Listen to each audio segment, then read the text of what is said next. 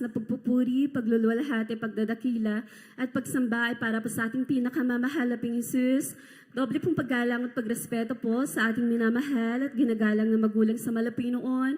Patuloy po nating inaalala at sinasariwa ang mga aral at turo ng ating dearly beloved Honorable Pastor Wildis Strada Almeda and beloved Assistant Pastor Lina C. Almeda.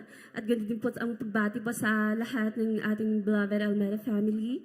At magandang umaga din po sa ating beloved preachers, beloved workers, sa ating mga kapatiran, at ganun din po sa ating mga ginigiliw po na bisita.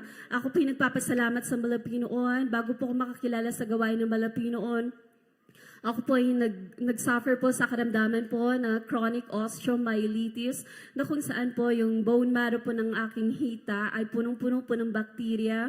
At bali nagkaroon po ako ng sugat po sa aking hita na lumalabas po ang nana, pasintabi po sa mga kumakain. At ito nga po yung nagtagal po ng 1 taon hanggang po sa nakahanap po kami ng isang bone doctor at na-diagnose nga po ako sa karamdamang chronic osteomyelitis. At ang remedy po ay kailangan ko pong dumaan po sa isang operation po para malinisan po yung aking bone marrow. After ko pong maoperahan po, dumaan po ako sa isang major po at minor po na operation at nag-maintenance po ako ng 3 klase po ng gamot sa loob ng 1 taon na sa pag-aakala ko po na ako po ay gagaling dahil yun po yung pinangako ng aking doktor dahil yung aking hita nga po ay nanigas na po, hindi ko po ito maitiklop, hindi ko po itong mailakad po ng diretsyo, bali hila-hila ko po yung aking paa. Subalit after po ng 1 year na ako po mag-recover, bumalik po yung sugat sa aking hita at muli pong lumabas ang nana po sa aking sugat. Subalit nagpapasalamat po ako sa Malapinoon dahil sinabi na po sa akin ng doctor na yung aking karamdaman po ay tataglagin ko na po ng habang buhay dahil wala na po itong lunas sa paraan po ng medikasyon, mga minamahal. Subalit nagpapasalamat po ko sa Malapinoon dahil nakadalo po ako sa ating banal na gawain sa dako po ng PFVR way back 2005. At sa una ko pong pagdalo po sa ating banal na gawain, nagpapasalamat po ko sa Malapinoon dahil more than kulang-kulang po ng 3 years po ako nagsuffer sa aking karamdaman. Araw-araw ko pong dala po yung bigat ng aking karamdaman. Araw-araw po na mas dala-dala ko po yung pain na ng aking karamdaman. Bali, hindi ko na po kayang tumulong po sa aking mga mahal sa buhay, sa gawaing bahay po mga minamahal.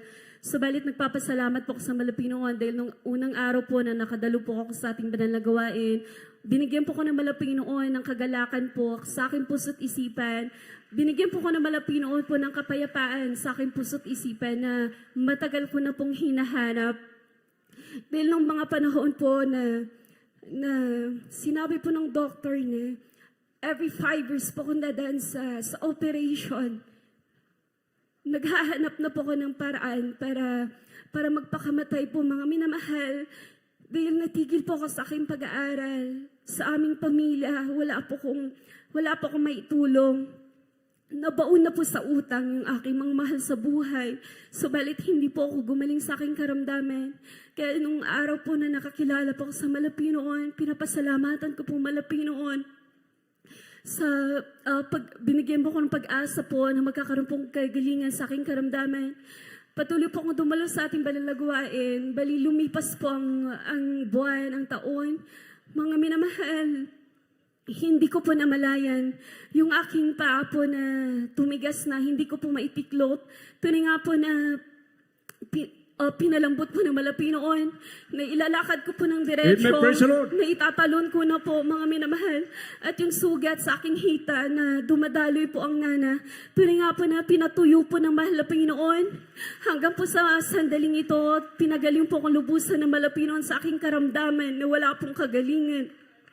At nagpapasalamat po ako sa Malapinoon way back 2007. Baligapi po ng Thursday, natapos po yung aming practice po dahil nung panahon po na yun, ginagamit po ko bilang isang single square. Bali yung sasakyan po, nakapark po sa kalsada, bali tatawid po kami sa dako po ng PFVR. Yung una ko pong kasama, tumakbo po siya papunta po ng kalsada. So nung ako na po yung susunod, tumakbo na rin po ako mga minamahal. Hindi ko po namalayan, may taxi po palang rumaragasa po. At sa madalit sabi, nagsalubong po kami ng taxi.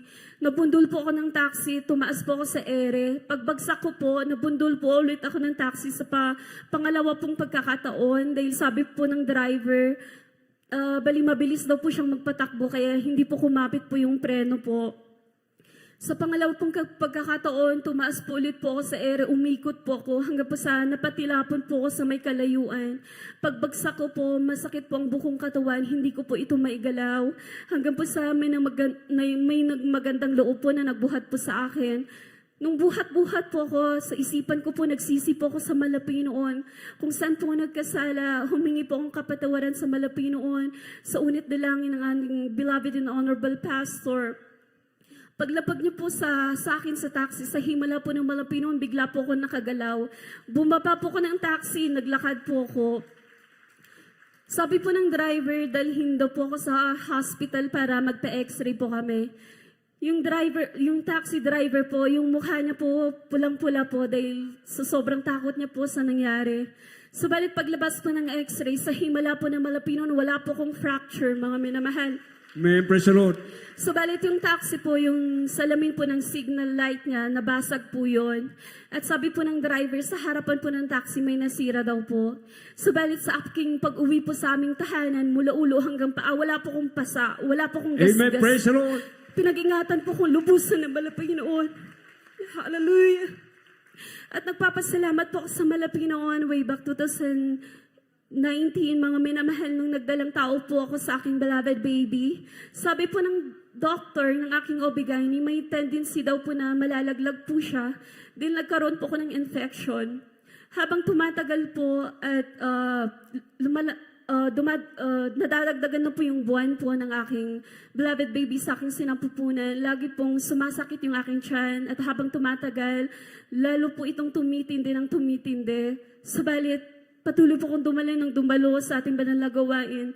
Nanampalataya po ako sa Malapinoon, sa unit dalangin ng Malpastor, na kahabagan niyo po kami ng aking beloved baby. Nung i-deliver ko na po yung aking beloved baby, sabi po ng doctor, ilalagay po siya sa incubator dahil kulang po siya ng 1 linggo. Subalit, pagka-deliver ko po ng aking beloved baby, sabi ng doctor, malusog at malakas yung bata, hindi na siya ilalagay sa incubator. Amen. Praise the Lord. Hallelujah. Hanggang po sa sandaling ito, taglay-taglay niya po ang kalakasan at kalusugan na nagmumula sa Malapinoon. At nais ko rin pong pasalamatan po ang Malapinoon. Last year po, that was December po, nagdaos po tayo ng ating church anniversary dito po sa Daconong Convention Center. Bali, by Saturday, nag-set up po kami, mga minamahal. Nakauwi po ako ng madaling araw. Nag-alarm po ako ng madaling araw. Bali, naligo na po ako, mga minamahal. Hindi ko po alam na pasukan po yung katawan ko po ng lamig. During gawain po, mga minamahal, nandun po yung kalakasan po na binibigay sa akin ng Malapinoon. Hanggang po sa nakauwi po ako sa aming tahanan, nandun po yung umaapo po yung kagalakan po na aking nararamdaman. Dahil bawat isa po sa atin nung araw na yun, na-revive po tayong lahat. Subalit, pagising ko po ng umaga, hindi ko po alam na pagising ko po, hindi ko po maigalaw po yung buo kong katawan. Yung aking paa, hindi ko po maitaas, mga minamahal. Yung aking balat po, mga minamahal, pag tutusukin mo lang po, sobrang kirot. Subalit yung pinakamatindi po yung aking ulo, halos sasabog na po sa sobrang sakit. Hallelujah. Yung aking phone, grinab ko na po para makahingi po ng tulong. Subalit, hindi ko na po nahawakan. Yung mata ko, hindi niya po kayang makita yung phone dahil sa sobrang sakit po ng aking ulo. Nung sandaling pong yun, nakahiga lamang po ako sa aming tahanan. Ang kasama ko po noon, yung aking beloved baby na 5 taong gulang. Nakita niya po ako na hirap, mga minamahal. Ang ginawa niya po, kumuha po siya ng tubig. Bibigyan niya po ako ng tubig sa pag-aakala niya po na maiibsan po ang aking nararamdaman. Hanggang po sa nakita niya po, mga minamahal, na umiiling na lamang po ko, mga minamahal, sa sobrang hirap. Nung araw po na yun, talagang nanalangin ako sa Malapinoon na kung kukunin man po ako ng Malapinoon, nandun yung aking kagalakan. Dahil nandun po na nagampanan ko po yung tungkulin ko sa Malapanginoon. Subalit napakabuti ng Malapinoon dahil ang bawat isa sa atin ay tinuruan ng ating beloved parents in the Lord sa turo't aral ng ating beloved parents in the Lord. Amen. Praise the Lord. Yung aking beloved baby na 5 taong gulang, habang papalapit po siya sa akin, daladalan yung aking tubig, nataranta po siya, nilapag niya po sa sahig yung hawak niya pong tubig, tumakbo po siya sa akin, sabay lumuhod po sa aking tabi. Ang sabi niya po sa akin, Mommy, I'm gonna pray for you. Sabi niya po, alam niyo po ginawa ng aking beloved baby. Pinatong niya po yung isang kamay niya sa aking ulo. Tinaas niya yung isa niyang kamay. At sa unat dalangin ng ating beloved and honorable pastor, ang sabi ng aking beloved baby, Hallelujah, praise the Lord. Be covered by the blood of Jesus. Be covered by the blood of Jesus. Alam niyo po mga minamahal, after niyo po akong lay hands, mga minamahal, yung lahat ng hirap na nararamdaman ko, mga minamahal, dahil after niyo po akong lay hands, mga minamahal, bigla po akong nakatulog po ng mahimbing, Amen. mga Praise the Lord. minamahal. At alam niyo, paggising ko po, lahat yung hirap po na nararamdaman ko, nakaramdam po ko ng kaginhawaan na nagmumula sa Malapanginoon.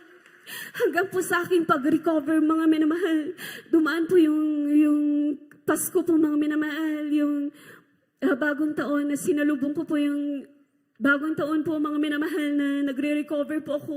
Subalit sa mga araw na dumaan, dun po ko tinuruan na mahal na Panginoon na magtiwala. Lahat ng alalahanin ko, ilaga ko lahat sa Malapinoon.